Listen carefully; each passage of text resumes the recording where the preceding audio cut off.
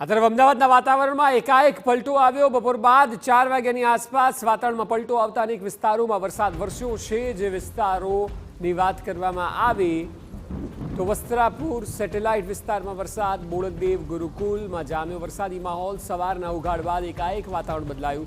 2 દિવસ વરસાદની હવામાન વિભાગે આગાહી વ્યક્ત કરેલી છે।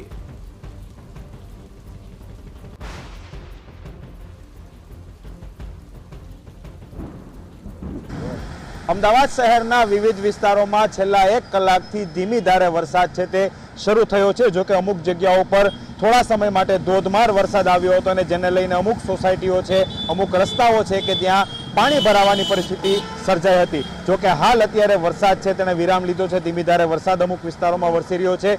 હવામાન વિભાગ દ્વારા આગામી 3 કલાક અમદાવાદ, મહેસાણા, ગાંધીનગર અને આસપાસના જે અમુક જિલ્લાઓ છે ત્યાં ભારે વરસાદની આગાહી છે તે આપી છે। છેલ્લા 1 કલાકમાં જે વરસાદ વરસ્યો છે તેને લઈને અત્યારે આપ દ્રશ્યો જોઈ શકો છો કે જે રીતે સેટેલાઇટ શિવરનની માણેકબાગ વિસ્તાર છે કે ત્યાં અલગ અલગ જગ્યાઓ પર થોડીક વાર માટે જે ધોધમાર વરસાદ વરસ્યો હતો તેને લઈને પાણી જ પાણી છે તે થઈ ગયું હતું।